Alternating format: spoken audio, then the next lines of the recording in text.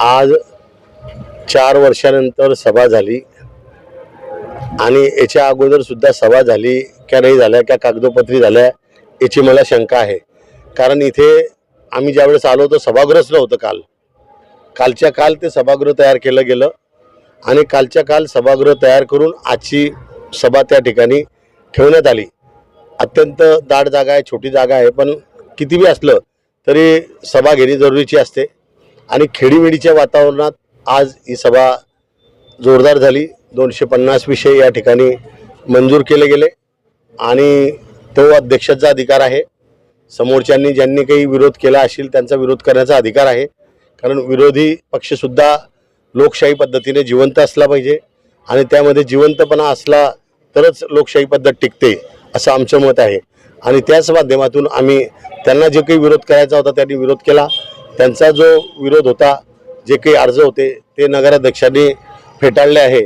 ते फेटाळायचा अधिकार नगराध्यक्षांचा असल्यामुळे आम्ही त्या सर्व विषयांवर आता कामकाज करणार आहे. 250 विषय आज खेडीमेडीच्या वातावरणात चांगले झाले. आता दुसरा जो गट आहे त्यांनी सुद्धा आम्हाला पाठिंबा दिला आहे. जो 6चा गट आहे, 7चा गट आहे त्यांनी सुद्धा.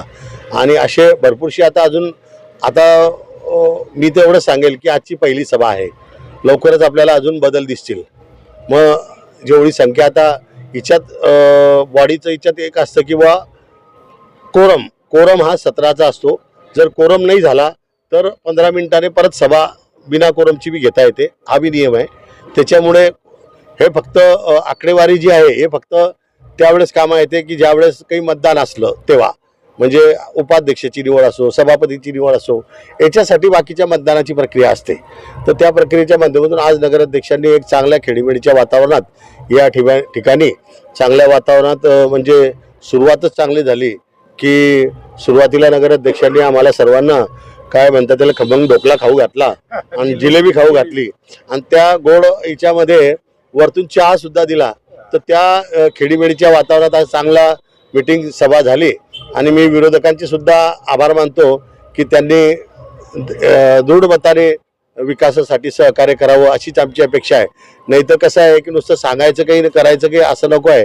आणि नगराध्यक्षांनी एक चांगला निर्णय घेतला. मी त्याबद्दल नगराध्यक्षांचं सुद्धा अभिनंदन करतो की तुम्ही जे काही मीटिंग असतील त्या पुढच्या मीटिंगला विषय द्या तुमचे काय असतील. तर या मीटिंगला कोणी दिले नव्हते आणि आम्ही जो नगराध्यक्षांनी जो ठराव घेतले त्यामध्ये नगराध्यक्षांनी सांगितलं होतं की ज्यांचे आले असतील त्यांचे घ्या.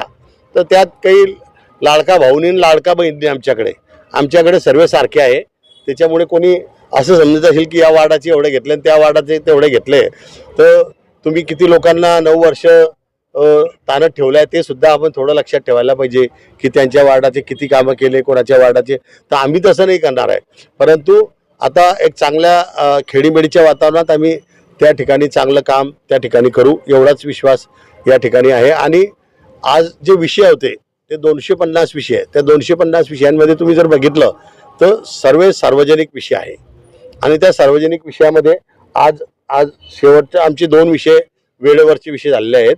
तर वेळेवरच्या 2 विषयामध्ये पहिला विषय जो होता तो आमचा सरदार वल्लभभाई पटेल यांचा फोटो जो आहे आणि त्यांची जे फ्रेम आहे ते सभागृहामध्ये लावण्यात यावी हा होता. आणि दुसरा काल संतोषी माता हॉल जे आमच्या ताब्यात प्रांतांनी जप्त करून दिलं, ते हायकोर्टाच्या माध्यमातून दिलं का सुप्रीम कोर्टाचं ते आम्हाला काही त्याची माहिती नाही आहे.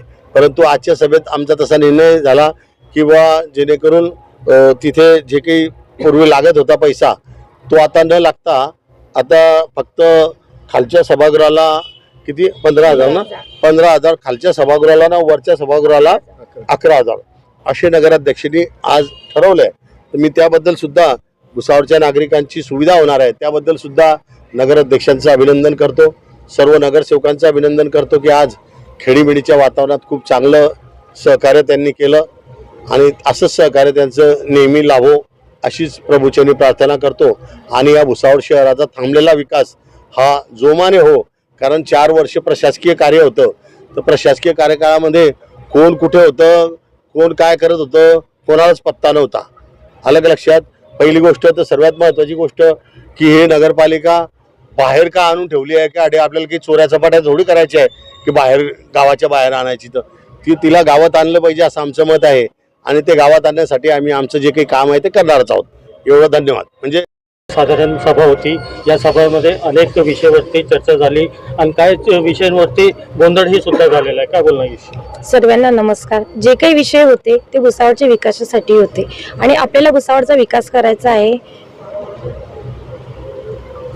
पहिली सभा झालेली आहे, या सभामध्ये कोणकोणते मुद्दे घेण्यात आले? आज नगर परिषदेची सर्वसाधारण पहिली सभा होती।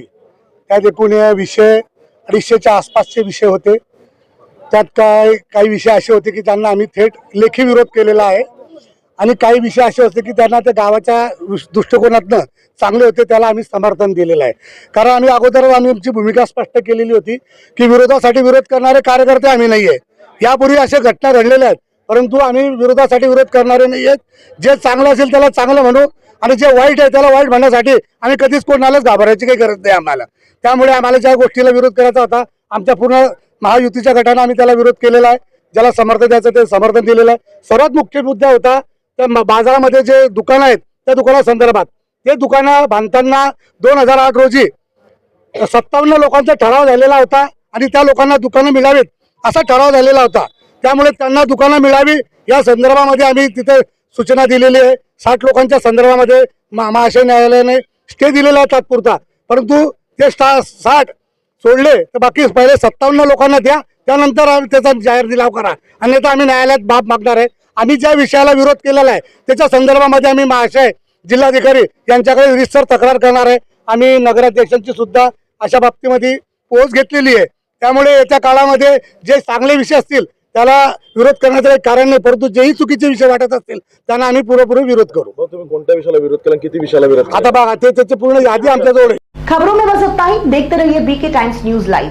अगर आपने हमारे चैनल को सब्सक्राइब नहीं किया है तो सब्सक्राइब कीजिए और बगल में लगी घंटी के बटन को दबाकर ऑल पर क्लिक कीजिए ताकि आपको सच्चाई के साथ दिखाई जाने वाली खबरें मिल सकें। जय हिंद। सब्सक्राइब कीजिए हमारे चैनल को और बेल आइकॉन को दबाइए हमारे